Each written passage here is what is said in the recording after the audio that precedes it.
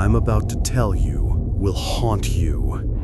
This is the story of a teenage girl who walked out of her high school in 1976 and was never seen alive again. For 47 years, her family lived with questions that had no answers. Her killer walked free, living a...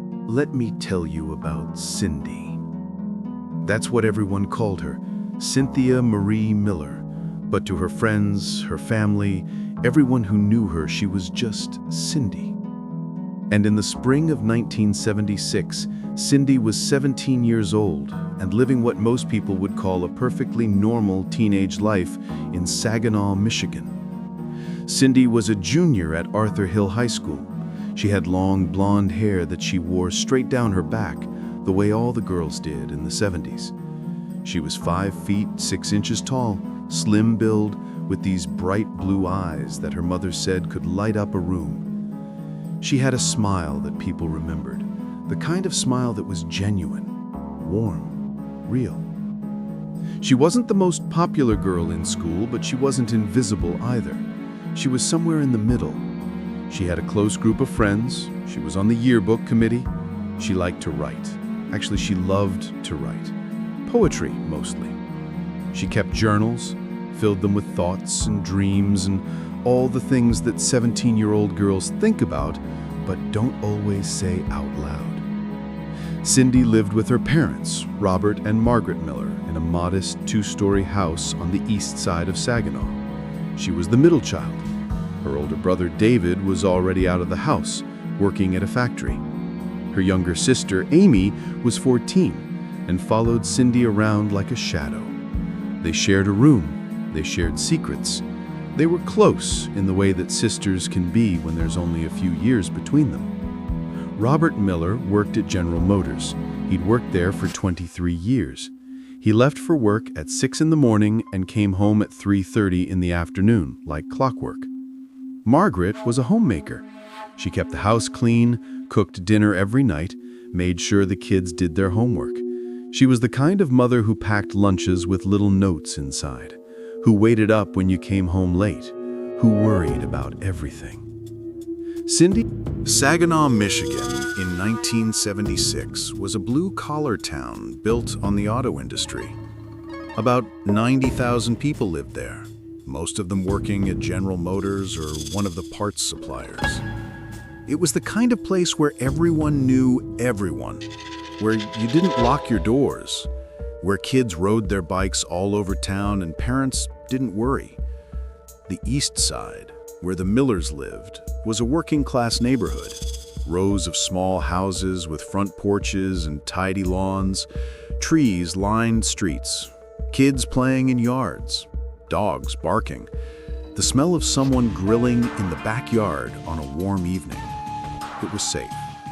It was home.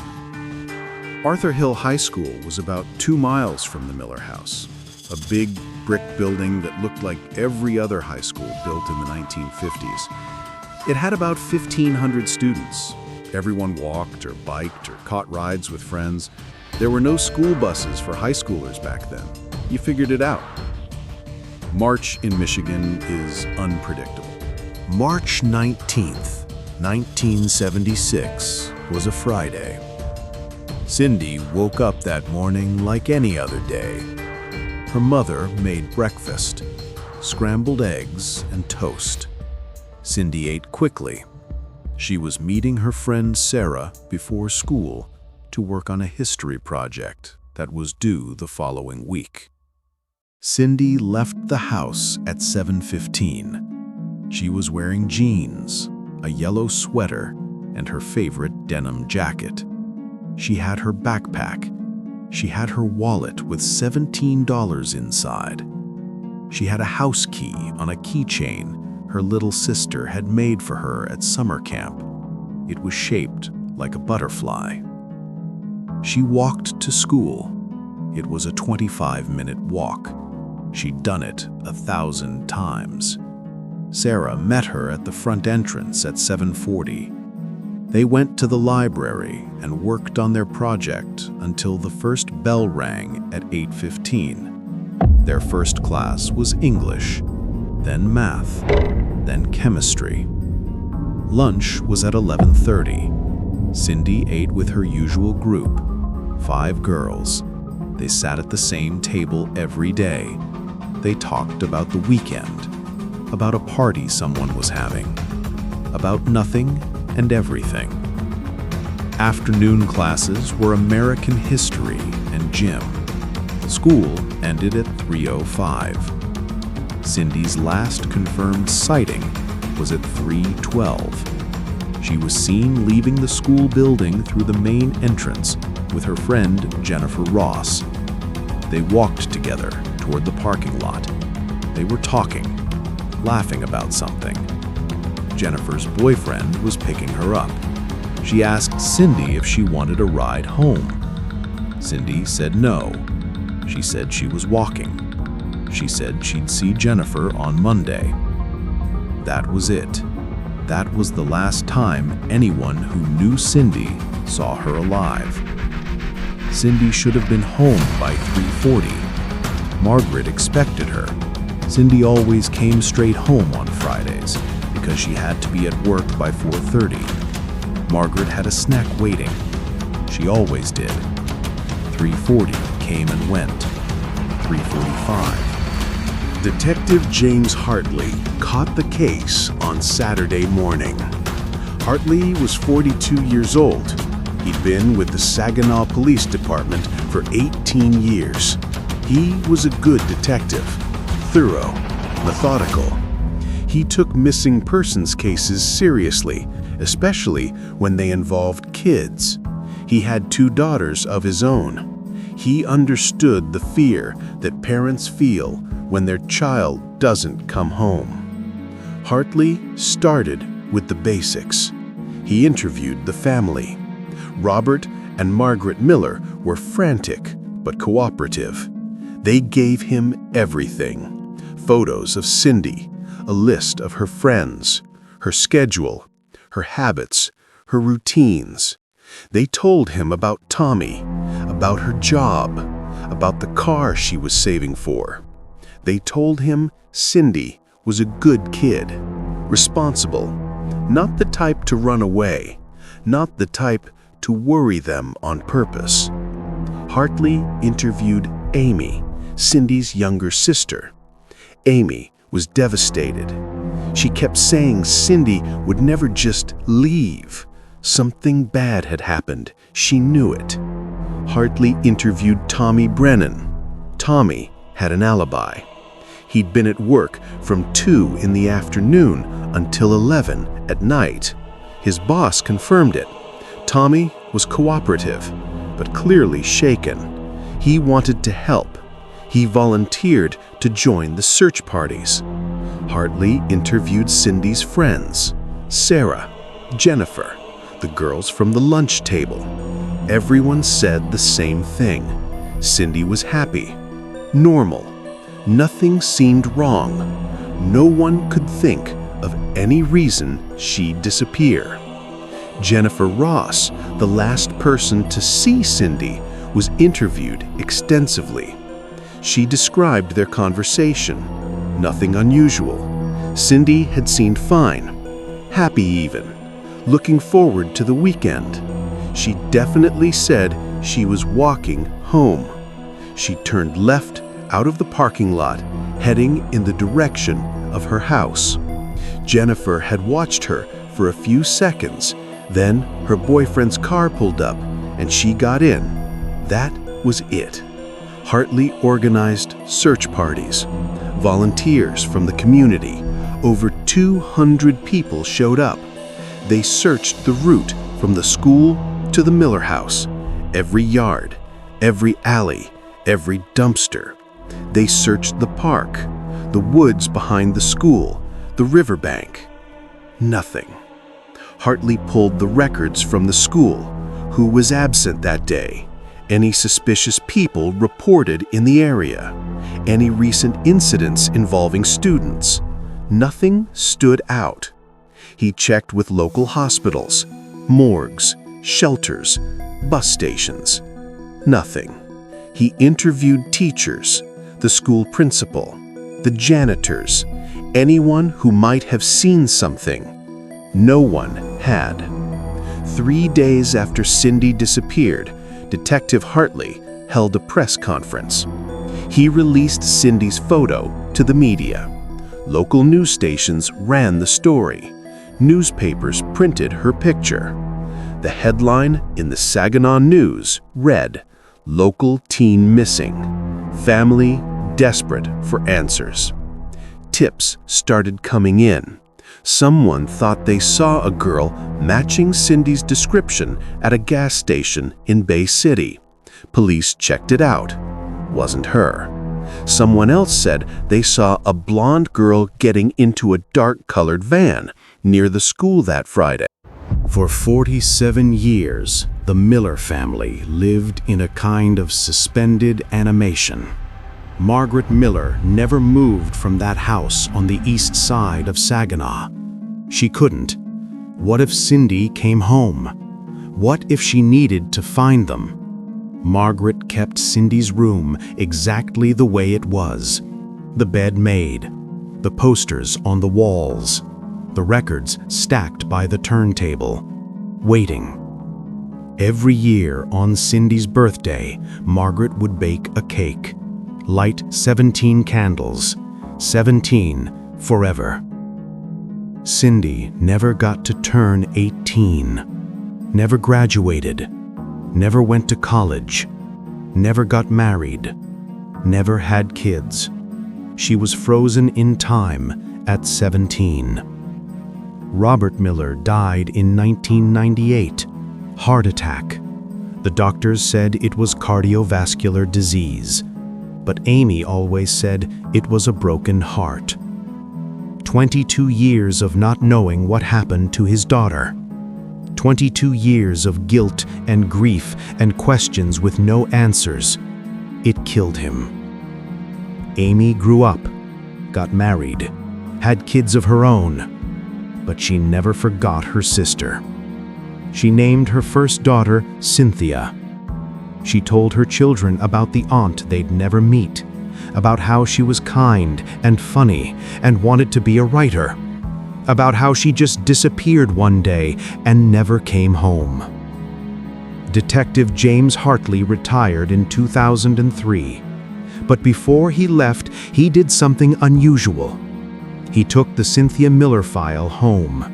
Technically, he wasn't supposed to, but he couldn't let it go. He'd worked that case for 27 years. He'd promised Margaret Miller he wouldn't forget, and he kept that promise. Every few years, Hartley would submit Cindy's DNA to new databases. In the 80s, when DNA technology was still new, he made sure the Miller family provided samples, just in case. In January of 2023, a detective named Sarah Chen took over the cold case unit at the Saginaw Police Department. Chen was 34 years old. She'd been a detective for 6 years. She was smart, tech-savvy, and she was obsessed with genetic genealogy.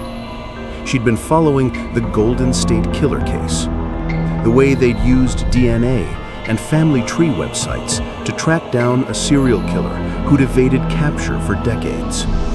She believed that same technology could solve cold cases. Lots of cold cases. Chen started reviewing every unsolved case in Saginaw going back 50 years. The Cynthia Miller case caught her attention immediately. Missing since 1976. Never found. No suspects. No resolution. But there was DNA. In 1998, Detective Hartley had collected DNA evidence from Cindy's hairbrush and toothbrush. It had been preserved, stored, waiting. Chen had an idea. There were commercial DNA databases now, websites where people uploaded their DNA to find relatives, to build family trees. Millions of people had done it. And if Cindy had any relatives in those databases, even distant relatives, genetic genealogy might be able to identify her. But there was a problem. Cindy wasn't dead. At least, there was no body, no crime scene, no DNA to match against a suspect. This wasn't a murder investigation, not officially. This was still a missing persons case. Chen needed a body. So she did something unusual. She started looking at old, unidentified remains cases in Michigan. Bodies found over the decades. Jane Does. Women whose identities had never been established. And she found something. In April of 1976, just 5 weeks after Cindy disappeared, a body was found in Gratiot County, about 60 miles northwest of Saginaw. A hunter had discovered skeleton. Chen immediately reopened the case as a homicide. She had a victim, she had a cause of death, and she had DNA. In 1976, when Cindy's body was found, DNA technology didn't exist. There was no way to collect biological evidence. But in 2023, forensic science had advanced dramatically. The lab that tested Cindy's remains also tested the burial site evidence that had been preserved. Soil samples, fabric from her clothing, and they found something. Touch DNA. Microscopic amounts of skin cells that had been transferred from the killer's hands to Cindy's clothing when he buried her. It wasn't much, but it was enough. The DNA profile was entered into CODIS. No hits. The killer wasn't in the system. But Chen wasn't done. She uploaded the DNA profile to GDmatch, a public genealogy database, and she hired a genetic genealogist named Barbara Ray. Ray was one of the best in the country. She'd worked on dozens of cold cases. Ray started building family trees, looking for relatives of the unknown suspect. It took 3 months, thousands of hours, hundreds of possible family connections. But in July of 2023, Ray identified a likely suspect. His name was Donald Patrick Hayes. Hayes was 69 years old in 2023. He lived in Bay City, Michigan, about 20 miles from Saginaw. He was married, had 3 grown children, 7 grandchildren. He was retired, worked his whole life as a machinist. No criminal record, not even a speeding ticket. But in 1976, Donald Hayes was 22 years old, and he lived in Saginaw, just 3 miles from Arthur Hill High School. Chen started digging into Hayes's background, and what she found was chilling. In 1976, Hayes worked at a body shop. He repaired cars. He drove a dark blue van. A customer had complained that Hayes had been acting strangely around his teenage daughter. The complaint was never formally reported to police, but the shop owner had fired Hayes in May of 1976, 2 months after Cindy disappeared. Chen obtained a warrant for Donald Hayes' DNA. On August 15, 2023, 2 detectives knocked on Donald Hayes. The trial of Donald Patrick Hayes began. Cynthia Miller,